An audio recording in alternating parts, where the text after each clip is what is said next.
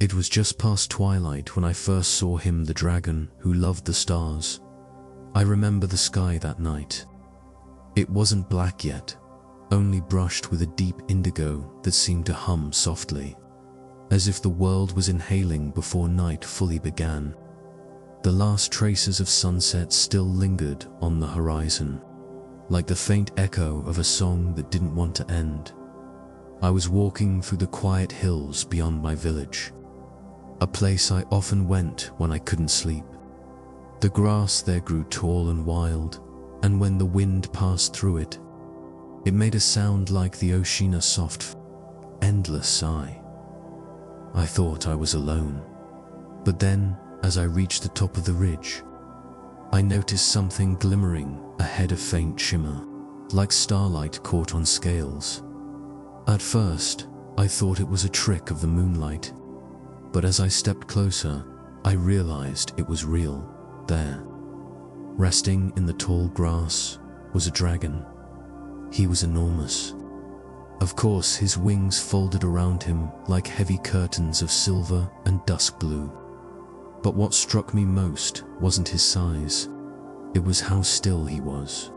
His eyes were half closed, his breath deep and slow, the way someone breathes when they're drifting between sleep and waking. And above him, the stars had begun to appear. At first, just a few sharp, white pinpricks against the deepening blue, then more, until the entire sky seemed to bloom with them. The dragon's eyes flickered open slightly, and I swear I saw them reflect every single star above. He wasn't watching me, he was watching them. Something about it felt strangely intimate, as if I'd stumbled into a private, ritual and ancient creature's quiet moment of devotion. I should have been afraid. Any normal person would have turned and run, but there was no fear, only calm. The air around him felt ...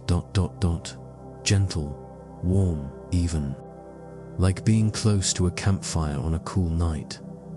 I sat down in the grass a few yards away, not wanting to disturb him. The dragon's breathing deepened. He shifted slightly, his scales catching the moonlight. After a long while, he spoke. His voice didn't sound like a human's, but it wasn't monstrous either. It was deep, slow, and warm like the rumble of distant thunder softened by miles of air. "You shouldn't be here, little one," he murmured. "Humans don't come this far after dark." "I couldn't sleep," I said softly. He tilted his great head slightly. "Neither could I." There was a pause, a long one.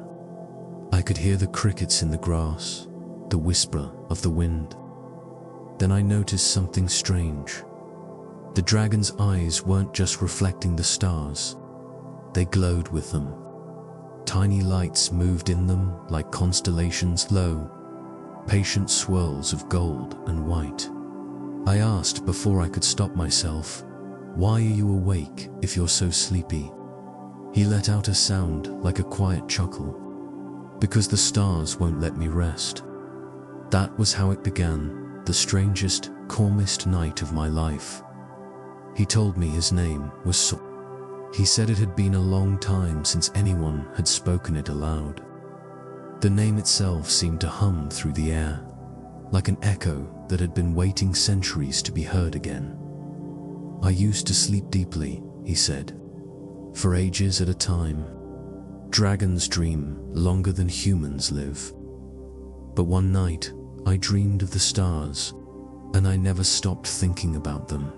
His gaze turned upward again, following the slow arc of the Milky Way.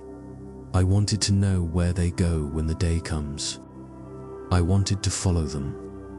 I listened quietly, trying to imagine a dragon trying to chase the stars. He sighed a deep, shuddering breath that stirred the grass. "I tried once. I climbed higher than any mountain. I flew until the air turned thin and cold. But I never reached them. They always stayed just out of reach." I could feel something in his voice, something soft, almost human. a kind of longing that made my chest ache. "Maybe they're not meant to be reached," I said gently. "Maybe they're just meant to be watched." He turned his head slightly toward me, his great golden eye blinking once. "Perhaps. But I can't help wondering what they dream of when I sleep." The idea made me smile. "Maybe they wonder the same about you." For the first time, I saw him smile, just barely. His lips curved slightly, and a faint glow ran along the edges of his scales. Like starlight rippling over water, he stretched one great wing open, and the sound it made, soft, leathery, deep, was strangely soothing. It moved the air like a slow tide. "Would you like to see them closer?" he asked. I froze. "What do you mean?" His eyes glimmered. "Climb on." I hesitated, then took a deep breath. The grass was cool beneath my feet as I stepped forward, each movement quiet as a dream. I placed my hand against his side. His scales were smooth, but warm like polished stone that had been lying in the sun all day. With some effort, I climbed onto his back. He waited patiently, lowering one wing to help me balance. When I was settled, he said softly, "Hold on." The world tilted.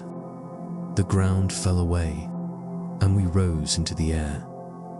The wind rushed past, cool and thin, carrying the scent of pine and earth.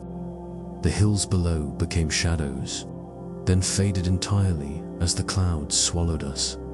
When we broke through the top of the clouds, everything changed. The stars were no longer above us, they were around us. The sky was so clear it felt endless, and for a moment I forgot to breathe. Solren flew slowly, his wings gliding in a rhythm that matched the quiet beating of my heart. The clouds glowed silver beneath us, and the stars shimmered in the air like living things. He didn't speak for a while. Neither did I. There was nothing to say. It felt like being inside a dream.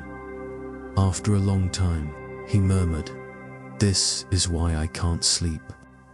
How can one close their eyes when the sky looks like this?" I didn't answer. I just watched as a shooting star crossed the horizon, burning white, vanishing into the dark, and then, for the first time in years, I felt completely calm. No thoughts, no worries, just the hum of wings and the endless stars all around us. That night, somewhere between waking and dreaming, I realized something. The dragon wasn't just awake because he couldn't sleep. He was awake because he feared missing the beauty that only night could bring. And maybe, so was I. Part 2. The stars begin to fall. I dawn. Remember how long we drifted through the sky that night? Time didn't seem to exist up there. The world below was gone, swallowed by the clouds, and all that remained was the soft rhythm of Solren's wings and the quiet glow of the stars. The higher we flew, the quieter everything became. Even the wind softened until it was nothing more than a gentle breath against my skin. I could hear the faint creak of his scales, the steady rumble of his breathing beneath me. It felt like being rocked in the arms of the sky itself. Eventually, we stopped climbing. Solren hovered above a sea of silver clouds, his great wings outstretched and still. We floated there in perfect stillness. He looked up at the constellations, lines of light threading across the black. "Do you see how they move?" he asked. I squinted. The stars seemed to shimmer, but I couldn't see them moving. They looked still to me. He gave a low hum, like distant thunder. "They're never still. They drift, ever so slowly. The sky changes while we sleep, and most never notice." I didn't answer. I was too caught in the sight, the way the stars pulsed faintly, as if breathing in time with us. For a while, neither of us spoke. Then something strange happened. One of the stars flickered. At first, I thought it was my imagination, a trick of my eyes. But then another dimmed, and another. They didn't disappear completely, but they shimmered unevenly, as if the night itself was trembling. Solren stiffened. I felt his muscles tighten beneath me. "Did you see that?" I whispered. He didn't reply. His head tilted upward, his eyes narrow and glowing faintly with reflected light. The air around us seemed to change. No longer calm, but heavy. Expectant then, a streak of light crossed the horizon. A meteor, I thought. But it didn't fade. It grew brighter and closer until it wasn't a streak anymore, but a falling star, tumbling, burning, heading straight for the mountains beyond the clouds. Solren let out a low growl. "That's not supposed to happen." Before I could speak, his wings unfurled and we dove. The air rushed past in a blur of cold wind and silver mist. I clung to his back as we pierced through the cloud layer, the world below rising up fast. The hills appeared first, then the dark forests, glinting rivers, and the faint outline of distant peaks. The falling star struck somewhere far beyond them, vanishing behind the ridges in a silent burst of white light. Solren landed gently on a high ledge overlooking the valley. His claws touched stone with the soft scrape of metal. He folded his wings and stared toward the mountains. I slid off his back, my legs trembling slightly from the flight. "What was that?"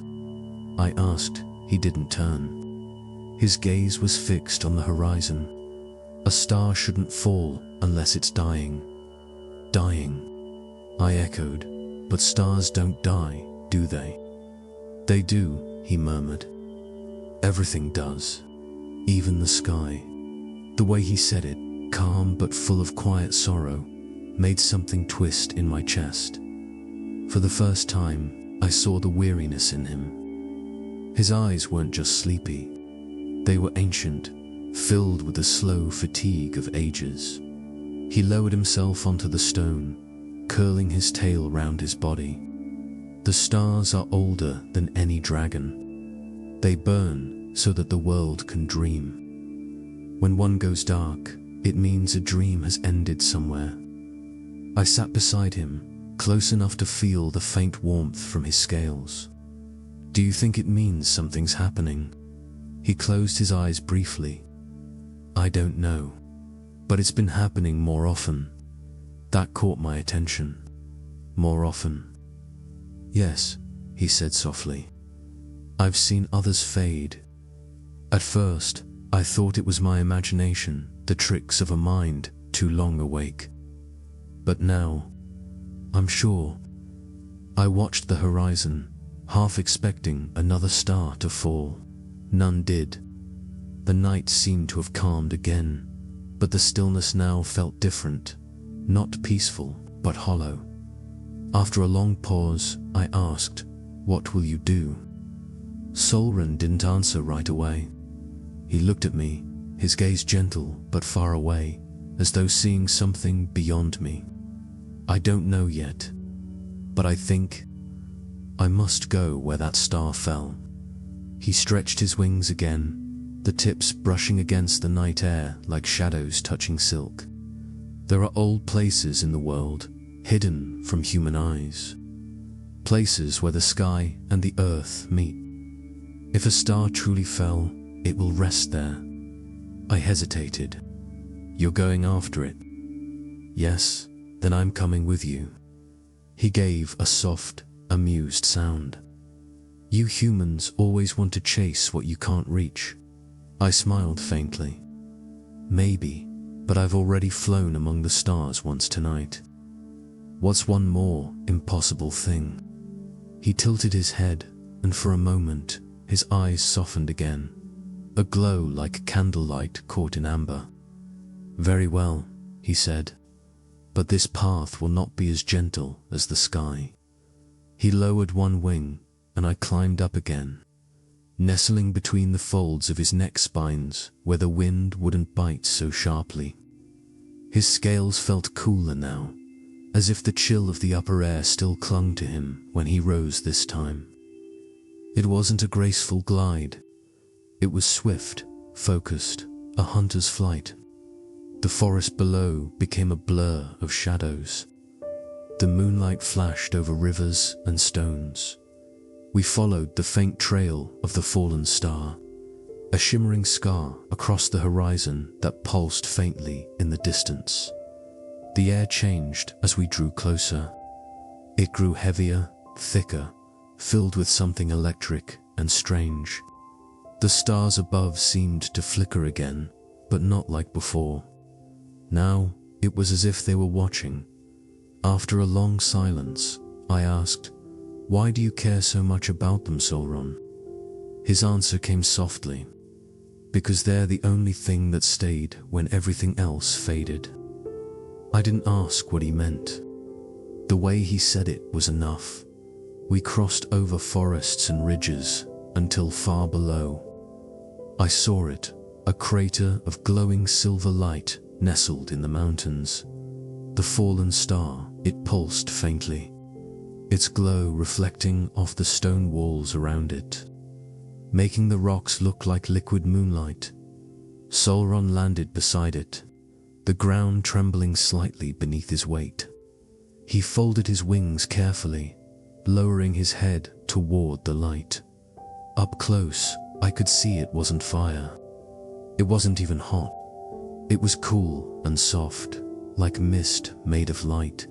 Inside it, something moved, a flicker, small and fragile. "It's alive," I whispered. Solren leaned closer, his voice barely a breath. "No, not alive, but not gone either." He extended one claw carefully, touching the edge of the glowing mist. The light reacted, swirling around his talon, clinging to him like water that didn't want to let go. I could feel something in the air, a low vibration that wasn't sound but feeling. It made my heart slow, my thoughts drift. The dragon pulled back slightly and looked toward me. "This is a memory," he said, "a memory. Yes, when a star falls, it leaves behind a fragment of what it once saw. All its light, its warmth, its dreams, they sink into the world. That's what this is." I knelt beside it, watching the faint shapes move inside the glow. It looked like shifting clouds, or maybe the surface of a lake seen through tears. I thought I saw faces in it, or maybe stars, swirling endlessly in a tiny circle. Solren spoke again, almost to himself. "This one has fallen too soon." The sky wasn't ready to let it go. He closed his eyes, lowering his head to rest near the light. "I can feel it calling."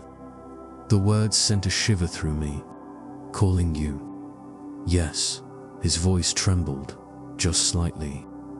"It remembers something I've forgotten." I didn't understand, but I stayed silent. The night grew colder. The stars above seemed dimmer now, as if they were retreating. Then Solren said softly, "Stay close. The night is shifting." The ground beneath us hummed faintly, and the light in the crater began to pulse faster, brighter. The air felt alive, like it was breathing. I reached out instinctively, touching the light. It felt like cool air on skin. Not solid, not liquid, but somehow aware. And then, for just a moment, I heard it. A whisper, faint, distant, and full of sadness. A single word that might have been a name. When I looked at Solren, his eyes were wide open and filled with stars. Part 3. The memory of light. For a long time, neither of us moved. The crater shimmered softly around us, the air thick with silver mist. The fallen star pulsed in slow, rhythmic waves, each one sending a faint tremor through the ground. The mountains were silent except for the low wind that sighed between the peaks. Solren's eyes were still wide open, glowing with that strange, star-filled light. I could see tiny constellations swirling inside them, not reflections, but living patterns. They turned and shifted slowly, as if the night sky itself had awakened within him. "Solren," I whispered. He didn't answer. His head tilted slightly, his gaze fixed on the glowing crater. The light reflected across his scales, tracing faint lines that looked almost like veins of silver running through stone. Then, very quietly, he spoke. "I remember this place." His voice was low, almost distant, as if speaking to himself. "You've been here before?" I asked. He nodded slowly. "Long ago, before the mountains had names, before the rivers carved their beds." The words carried weight, heavy and soft. I could feel the age in them. "I think I slept here once," he said, "when the world was still new." The light pulsed again, stronger this time, and for a moment, everything shifted. The air seemed to thicken. The silver glow stretched outward, wrapping around us like a veil. The stone beneath my feet dissolved into brightness. My breath caught as the world blurred and changed. Suddenly, I wasn't standing in a crater anymore. I was somewhere else. The air was warmer, softer. The sky was a deep violet, scattered with a million tiny stars that shimmered like living fireflies. The ground beneath me was smooth and glowing faintly, like polished glass. And everywhere, absolutely everywhere, were dragons. Hundreds of them. Maybe thousands. They filled the horizon, their wings glinting under the starlight, their bodies coiled and resting among ridges of crystalline stone. Some slept. Some watched the sky. Others flew slowly, moving like enormous shadows across the light. Each one glowed faintly, their scales reflecting constellations in tiny patterns, as if every dragon carried a piece of the sky within them. I realized then that I wasn't really standing there. I couldn't feel the air. I couldn't hear sound. Everything moved in silence, as though I were watching a memory play out. In front of me stood Solren, or rather, a younger version of him. His scales were brighter, almost silver-white, and his wings were wider. There was no weariness in his eyes, no trace of the deep, slow sadness I'd come to know. He stood on a ridge, staring up at the stars with quiet wonder. Another dragon approached, smaller, golden, her wings glittering like sunrise. She leaned close to him, speaking in silence. I couldn't hear her words, but I saw the warmth in the way they moved together. They lifted their heads at the same time. Gazing upward, the stars above them burned brighter. The air shimmered, and then the vision changed again. The stars began to fall, one by one. Streaks of light rained across the sky, not graceful or gentle, but chaotic, fiery, endless. The dragons below looked up in terror as the light struck the mountains, breaking through the crystalline ridges. The ground shook.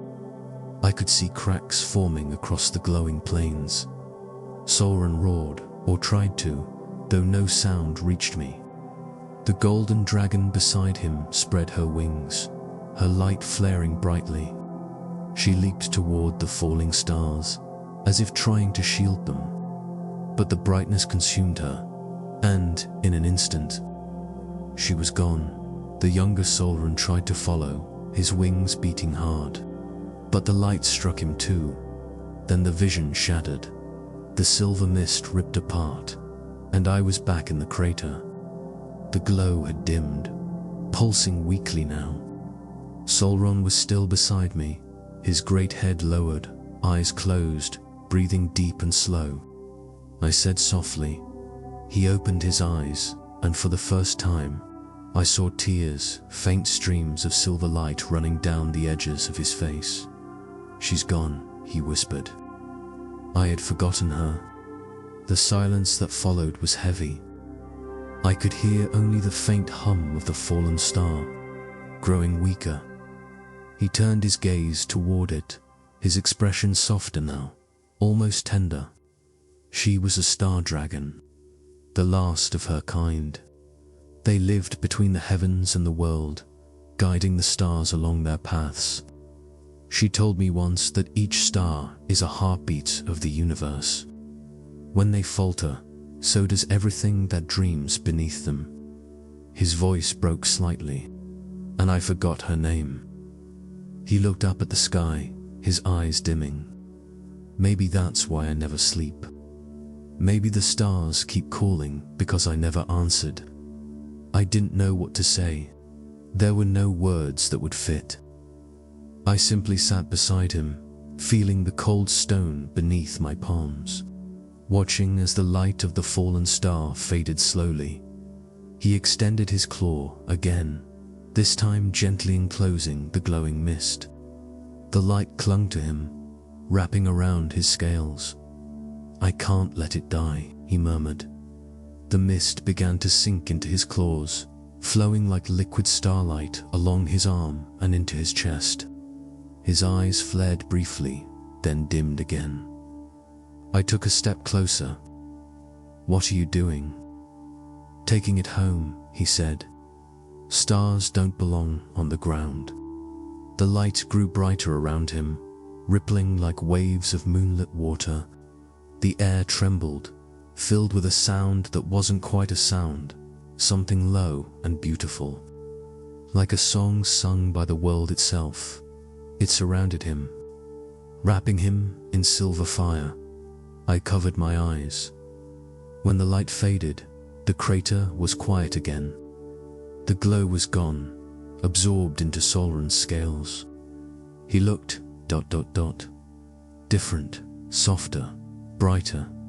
The lines of age and weariness had lifted slightly, and a faint golden shimmer traced his wings.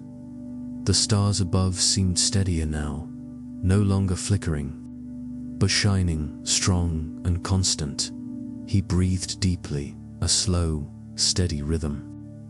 "It's part of me now," he said quietly. A memory returned. I asked, "Does that mean you can sleep again?" He looked at me, a faint smile touching his lips. "Maybe, but not yet." He gazed toward the sky again, thoughtful. "There are more stars fading. I can feel them. The balance is still breaking. Then we'll go after them," I said without thinking. He turned his head, his golden eyes meeting mine. I nodded. "You can't chase them alone. You might forget again." For a long time, he didn't reply. Then his eyes softened, and the faintest rumble of amusement escaped him. "You're brave for someone so small," he said. "Or foolish," I admitted. "It's often the same thing," he replied gently. He rose, stretching his wings wide.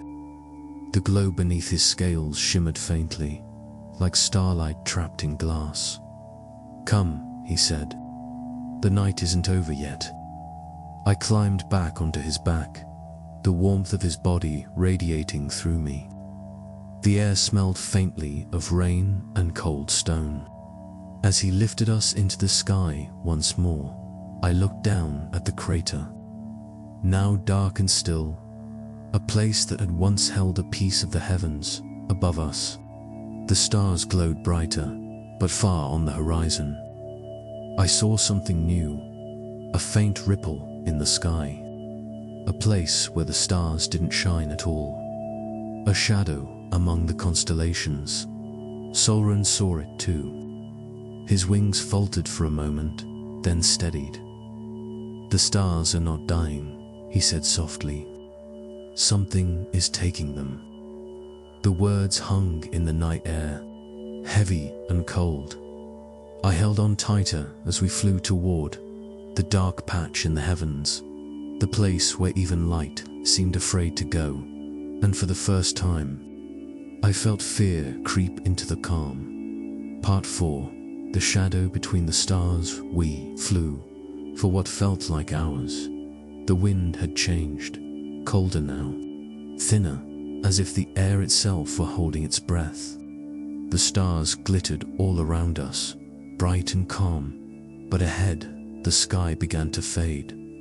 It wasn't like a cloud or a storm. It was more like an absence, a hollow place in the night, where even starlight refused to enter. From a distance, it looked small, like a faint bruise across the heavens. But the closer we flew, the larger it grew. Soon, it stretched across the horizon, vast, silent, and utterly black. Solren's wings slowed. His breathing deepened. I could feel the hesitation in him. "Is that what you saw?" I asked softly. He nodded once, his voice low. "Yes, the shadow between the stars. It's not meant to exist." "What is it?" He didn't answer right away. "A place that isn't a place," he said finally. "An old wound in the sky. It shouldn't be open." The darkness pulsed faintly, like it was alive. A cold breeze drifted toward us, though there was no wind here, no clouds to carry it. The sound it made was soft, almost like whispering. I could feel it inside my chest, that strange, hollow murmur, as if the night itself were speaking, too faint for words but too heavy to ignore. Solren tilted his head slightly, eyes narrowing. "Can you hear it?" "Yes," I whispered. "It sounds like..." I searched for the word, like it's calling. He exhaled slowly. "Then it knows we're here." The way he said it made my stomach tighten. Still, he didn't turn away. His wings beat once, then twice, and we glided closer. The last stars around us dimmed, as though shy of the darkness ahead. Soon, we were at the edge. The transition was seamless. No border, no shimmer, just light on one side and the absence of it on the other. When we crossed, the stars vanished completely. I could see nothing, not the dragon beneath me, not the curve of his wings, not even my own hands. It was as though my eyes were open in a void. Only Solren's voice remained. "Stay calm. Don't let the dark inside." I wanted to ask what he meant, but my throat felt heavy, as if the air itself pressed against it. Then, faintly, I began to see shapes, not light exactly, more like suggestions of it. Ripples, faint glimmers that moved like underwater currents. I realized they were stars, not gone, but trapped inside the darkness, their light struggling to break through. The sight filled me with a strange ache. The stars looked alive, but weak. Their glow trembled, flickering like breath on glass. "What's doing this?" I whispered. Solren's answer came after a long pause. "Something that feeds on silence. Something very old." He spread his wings wider, and they brushed the unseen air, sending faint ripples of silver light through the void. The darkness quivered in response, pulling back slightly, like a tide retreating from the shore. Then a voice answered. It wasn't a sound, not in the way voices usually are. It came as a vibration, deep, resonant, everywhere at once. "You shouldn't have come." The words slid into my mind rather than my ears. I froze. Solren's entire body tensed. His eyes glowed faintly, twin lanterns in the void. "Show yourself," he said. The darkness stirred. Shapes began to move within it, long, slow tendrils, as if the night itself were peeling away from itself. The air grew colder. When the shape took form, it wasn't solid. It was made of shifting shadow, like smoke frozen in water. Its body had no clear outline, no face, only two hollow impressions where eyes might have been. The voice came again, quieter now, but closer. You carry light that doesn't belong to you. Solren lifted his head, steady but cautious. I carry what was lost. What you took. The creature tilted, its hollow gaze flickering faintly. It wasn't taken. It was given. The stars grow tired. The dark is their rest. That's not rest, Solren said. That's forgetting. The words cut through the silence like a breath of wind. I could feel his anger, not loud or violent, but old and weary, like embers refusing to go out. The shadow moved closer. The darkness thickened around us, curling like fog. And what are you, sleepless one, to question the balance? Solren didn't move. His wings folded slightly, his tail curling beneath him.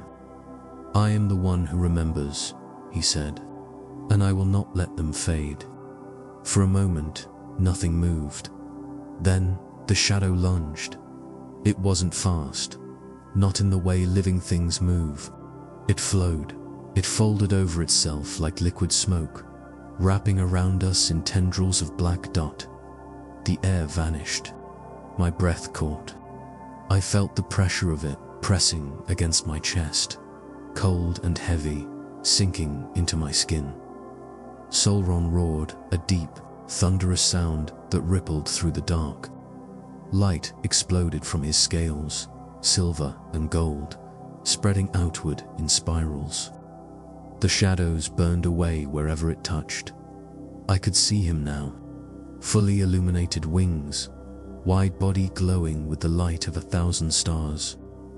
The dark recoiled, hissing in silence. The creature's voice came again, deeper this time. You can't fight what you are. You belong to the night as much as they do. Solren's eyes flashed. No, I belong to the light that remembers. He beat his wings once, hard, and the silver radiance burst outward, again, scattering the dark. For a moment, I saw glimpses of what lay beyond the shadow. Stars caught like they were imprisoned behind a veil. The dark creature shuddered, its form breaking apart into smaller pieces that drifted like smoke on the wind. Then, silence. The stars began to blink faintly again, weak but alive. Solren hovered in the center of the vast emptiness, breathing heavily. The light from his scales dimmed slowly, leaving faint after-images in my vision. It's gone, I asked. He shook his head. Not gone. Only waiting. The dark doesn't vanish. It just hides. We stayed there for a while, suspended between light and shadow. The stars around us began to brighten again, forming patterns I hadn't seen before. Constellations reshaping themselves, as though the sky were rewriting its own memory. Solren turned his gaze upward. They're returning, I watched quietly. The stars shimmered, spreading warmth through the air. The void receded until the sky looked whole again, but even as I felt relief settle in, Solren's expression remained thoughtful. What's wrong? I asked. He hesitated. The shadow spoke truth, in a way. The stars do grow tired. They burn so that others may dream, and even light must rest eventually. Does that mean it will all fade someday? Yes, he said softly, but not tonight. He turned toward me, his voice gentle. Not while we remember. We drifted for a while longer, letting the quiet return. The stars glowed steady above us now, no longer trembling, but calm. I rested my hand on his scales, feeling the warmth beneath. You think you'll finally be able to sleep now? He smiled faintly. Perhaps, though I think I'd like to watch the stars just a little longer. And so we did. He settled onto a soft current of air, wings half folded, the world below nothing but mist and silver. The stars stretched endlessly above us, bright and alive again. After a long silence, Solren spoke, his voice softer than I'd ever heard it. "Do you see that one?" He pointed with the curve of his tail toward a single, bright star near the horizon. "That was hers, the one I lost. It burns again." I followed his gaze. The star glimmered faintly, pulsing like a heartbeat. "She's watching," he whispered. The quiet stretched. I felt something loosen in my chest, the kind of peace that comes after a long sadness. The wind softened. The stars seemed to hum faintly above us, and as I watched, Soren's breathing slowed. His eyes, still glowing faintly, began to close. The great dragon, who could never sleep, was finally drifting into dreams. I stayed with him, floating in silence, surrounded by the stars he loved. Somewhere far below, the first pale edge of dawn touched the world. The horizon turned silver. The night began to fade, but the stars and the dragon who remembered them would always return. Part 5. When morning found the sky, the first whisper of dawn came slowly, so slow that at first I didn't notice it. The air felt warmer, gentler. The wind that had carried us through the night softened into something like a sigh. Solren still slept, drifting weightlessly in the high currents. His wings half folded, his tail trailing through a mist that glowed faintly with the light of stars. He looked peaceful, truly peaceful. For the first time since I'd met him, the endless hum of wakefulness that surrounded him was gone. His chest rose and fell in a steady rhythm, and with every breath, the faint shimmer of starlight flickered across his scales like reflections on a calm lake. I didn't speak. I didn't want to break the stillness all around us. The sky was changing. The darkness thinned, its deep blue turning softer, lighter. The stars dim not, fading in fear this time, but willingly. The way candles lower themselves when morning comes, and there, in the soft glow of the new sun, Solren stirred. His eyes opened slowly, the gold within them gentler now, like sunlight on old metal. He looked at me for a long moment, and then up at the sky. "I dreamed," he said, his voice low and calm. I smiled a little. "What did you dream of?" He took a long breath. "Of flying without weight, of being part of the stars, not apart from them." I nodded. "That sounds beautiful." "It was," he murmured. And when I awoke, the dark was gone. Below us, the enchanted forest began to glow. The trees, silver and blue beneath the moonlight, now shimmered with green and gold. The lake reflected the morning sky, a perfect mirror of warmth. Birds began to sing quiet at first, then brighter, their songs overlapping in gentle waves. The forest felt alive again, not with mystery this time, but with peace. Solren descended slowly, the wind curling beneath his wings in wide circles. I held on, watching the forest come closer, the details sharpening the leaves, the mist, the gentle ripple of the lake's surface when his claws touched the soft earth.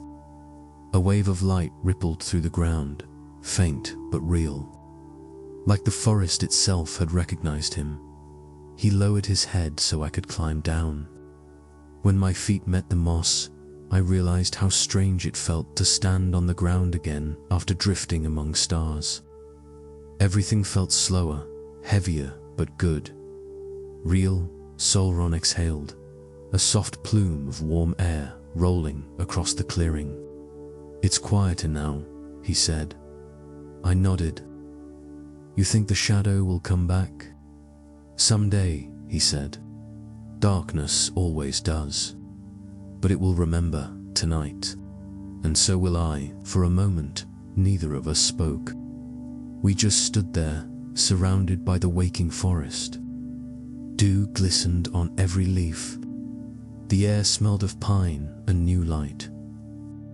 I could see the reflection of the sky in Solren's eyes, the last faint stars fading behind the clouds, the first birds cutting across the morning. He looked lighter somehow. His wings no longer carried the tension of endless wakefulness. The lines along his scales glowed softly, pulsing like a heartbeat. "What will you do now?" I asked. He tilted his head slightly, considering. "Perhaps I'll rest. For a long while. There are caves high in the silver peaks. Quiet places. I might dream again." I smiled. "And when the stars return?" He looked up, and for a moment, the sun caught his scales, turning them into liquid gold. "Then I'll wake and watch them rise."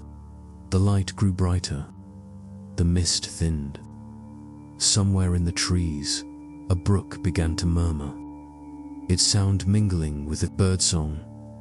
It felt like the world itself was exhaling after a long night.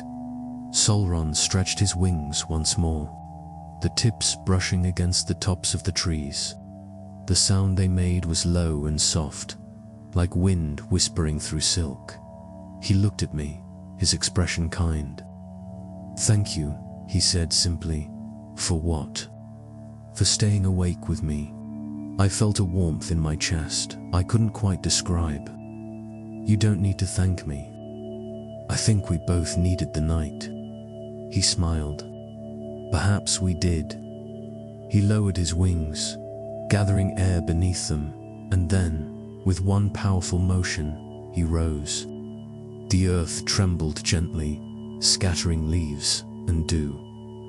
He ascended slowly at first, his body outlined by the golden light of morning, then higher past the mist, past the treetops until his shape became a glimmer against the sun. I watched until he was just a bright shimmer in the sky, a trace of silver fading into blue dot.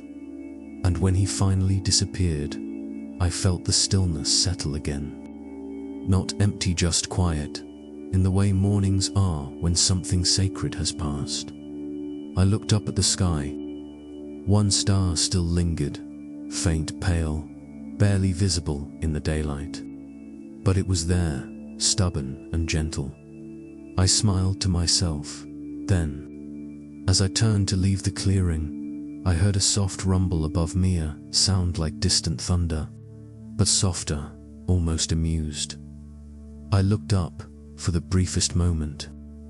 Just above the sunlight, I saw it, a trail of silver light, curling lazily across the sky, Solren's final goodbye, and beneath it, in the reflection of the lake, the stars shimmered faintly one last time, awake, alive, and remembering. Part 6. The forest remembers. Years have passed since that night. The world has turned many times.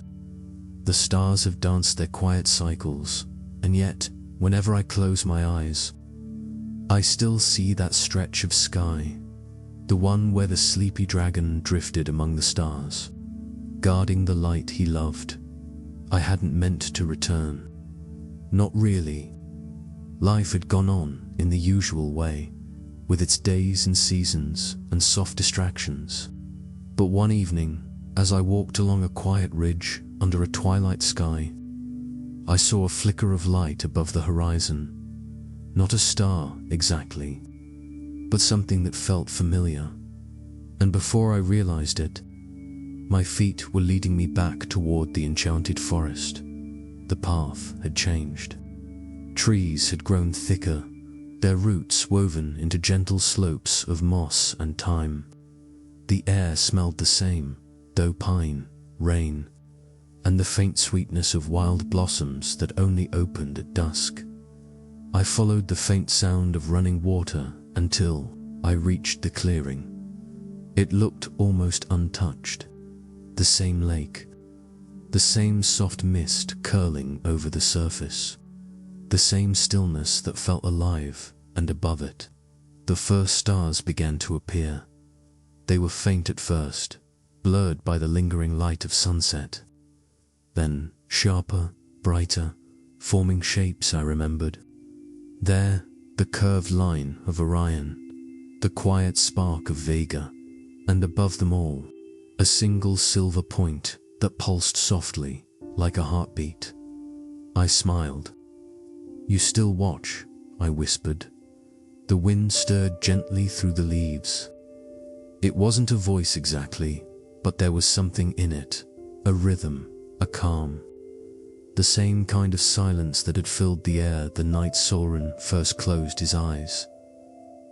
I sat down by the lake, the cool moss damp beneath my palms.